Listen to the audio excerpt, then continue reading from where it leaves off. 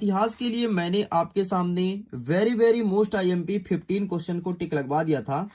आज के इस वीडियो में हम कुछ क्वेश्चंस को और बताने वाले हैं जो हमारे कुछ चैप्टर्स छूट गए थे।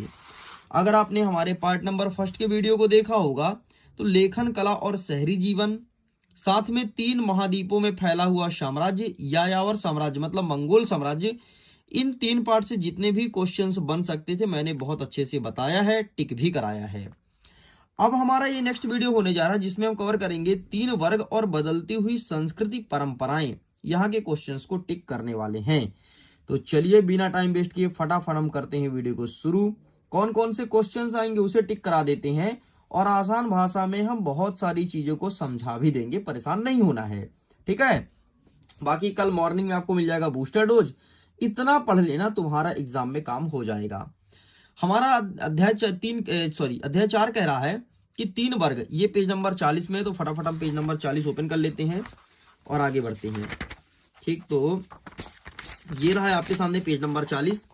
यहां पर लिखा है 3 वर्ग, तो इसे मैं जूम करता हूं और फटाफट एक एक चीज को समझते हैं। तो भैया ध्यान अपना टोटल ऑन स्क्रीन करना, ठीक है, भटकाव ना हो और सारे क्वेश्चन को ध्यान से समझते आना, इसीलिए मैं जूम किया हूं।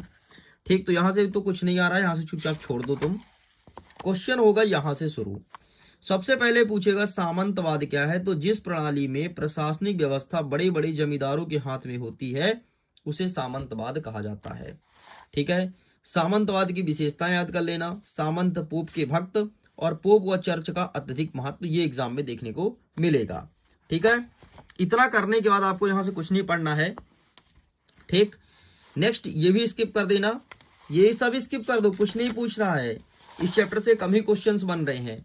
मध्यकालीन मठों का क्या कार्य था। ठीक है, चर्च के अतिरिक्त कुछ विद्वान श्रद्धालु, ये वाला आपको अच्छे से पढ़ना है। ठीक है, नेक्स्ट हमारे एग्जाम में आएगा कि सामंतवाद के राजनीति व आर्थिक प्रभाव का वर्णन कीजिए। तो ये रहा तुम्हारे सामने राजनीति और आर्थिक प्रभाव, तो ये आप इसका भी फोटो खींच लीजिए। नेक्स्ट कहता है टीथ तथा फीफ को परिभाषित करना है, तो ये आपके एग्जाम में देखने को मिलेगा।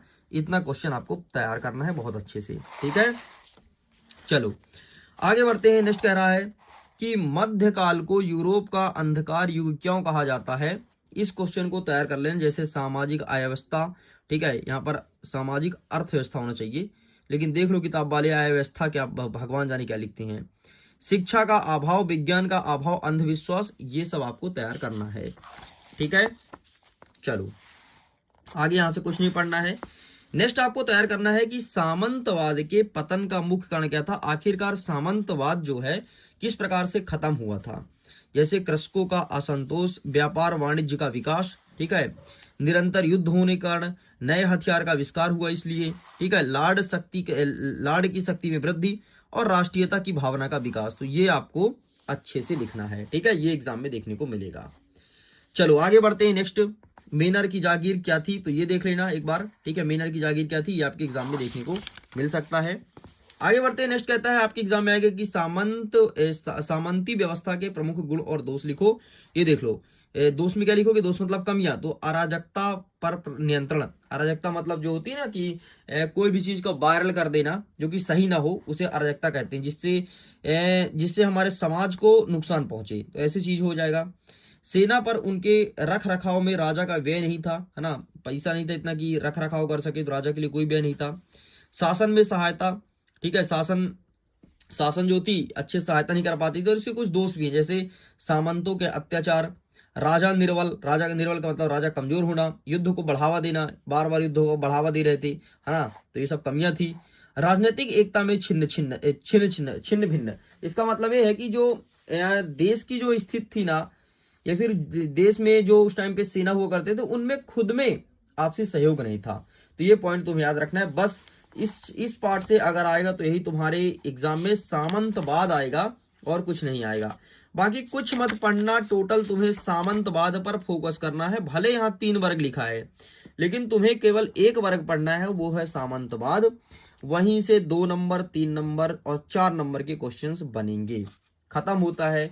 अंतिम पाठ आ गया है तुम्हारा बदलती हुई संस्कृति परंपराएं। आइए देखते हैं यहां से कौन कौन से क्वेश्चंस बन सकते हैं।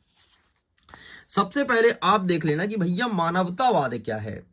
तो यह एक जीवन दर्शन है जिसमें मनुष्य और उनके लौकिक जीवन का विशेष महत्व दिया जाता है। यही है मानवतावाद। ये तुम्हें तैयार करना है, ठीक है।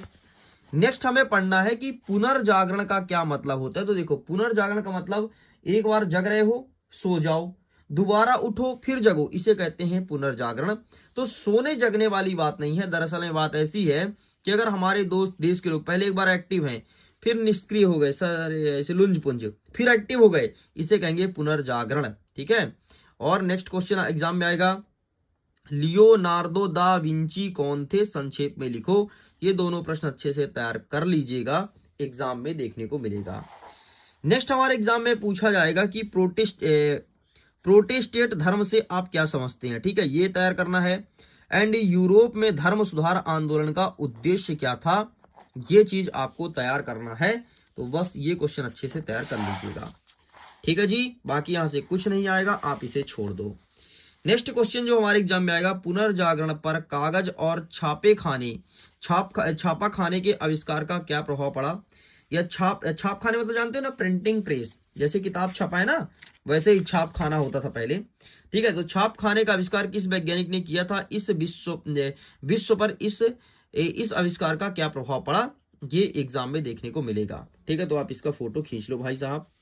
आगे बढ़ते हैं, पुनर्जागरण सबसे पहले इटली में ही क्यों हुआ, ठीक है, ये प्रश्न तैयार कर लेना, है ना। इटली के लोग सबसे पहले क्यों जगे, फिर हमारे भारत के भी जगे थे, लेकिन पहले इटली में हुआ था पुनर्जागरण। तो क्या क्या रीजंस थे, ये रीजंस देखना है, ठीक। नेक्स्ट, मार्टिन लूथर किंग कौन था, एक समाज सुधारक थे, केवल इतना ध्यान रखना, ठीक है। एक नंबर का प्रश्न बनेगा, बाकी कुछ नहीं बनेगा, ठीक, कुछ नहीं बनेगा। नेक्स्ट कह रहा है कि यूरोप में पुनर्जागरण का क्या कारण था, आखिरकार क्या कारण था कि यूरोप के लोग सबसे पहले जगे, और यूरोप में भी सबसे पहले लोग जगे इटली के, तो ऐसा क्या रीजन था, क्या उनको इटली खाना था इसलिए जगे थे, ठीक है। तो ये तुम्हारे एग्जाम में देखने को मिलेगा।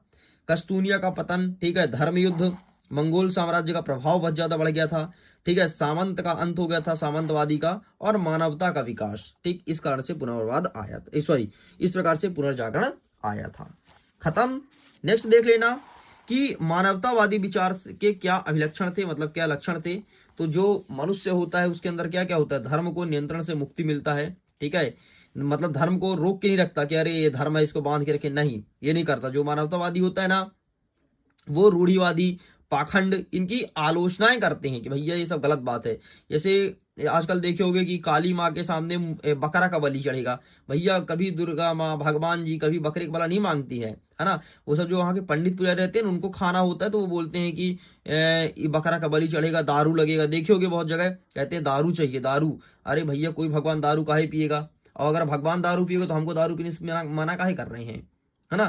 तो ये सब चीजें हैं, ये सब अपने स्वार्थ के लिए लोग बात करते हैं। ना तो भगवान दारू मांगता, ना तो भगवान मुर्गा मांगता, ना तो बकरा मांगता, मैं देखता हूं आजकल आसपास, तो वही कहलाता है रूढ़िवादी, ठीक है। तो इसको अंत करना। नेक्स्ट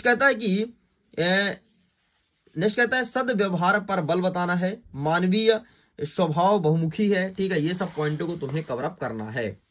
आगे बढ़ते हैं। नेक्स्ट हमारा कह रहा है प्रश्न क्रमांक 3, 17वीं शताब्दी के यूरोपियों को विश्व किस प्रकार भिन्न लगा, उसका एक विवरण देना है। तो ये रहा तुम्हारे सामने, खत्म। इतने क्वेश्चन तुम्हें तैयार करना था। नेक्स्ट हमारे एग्जाम में देखने को मिलेगा कि धर्म सुधार आंदोलन से आप क्या समझते हैं, इसके कारण का उल्लेख कीजिए। ये रहा आपके सामने धर्म सुधार आंदोलन, जैसे पुनर्जागरण हो गया, चर्च की कुरीतियां हो गई, ठीक है। नेक्स्ट हो गया कि मध्य वर्ग का उदय हो गया, आर्थिक शोषण, शक्तिशाली राष्ट्र का उदय, मार्टिन लूथर का प्रभाव। तो ये हमारे एग्जाम में देखने को मिलेगा, ठीक है जी। नेक्स्ट कह रहा है कि पुनर्जागरण काल में नवीन खोज की व्याख्या करना है। तो ये इसे भी तैयार कर लीजिएगा, बाकी कुछ नहीं करना है। लो राम राम होता है हमारे पाठ का, इतना ही पढ़ना था, सब कुछ कंप्लीट कर दिया हूं भाई। इसके बाहर से एक भी प्रश्न नहीं जाएगा, तुम्हें टेंशन नहीं लेना है, बढ़िया आराम से इत्मीनान से सारे क्वेश्चन को अच्छे से तैयार करना है। ओके, सो मैं करता हूं वीडियो को, थैंक्स फॉर वॉचिंग। खुश रहिए, पढ़ते रहिए, मुस्कुराते रहिए। जल्दी मिलेंगे अब आपके सामने बूस्ट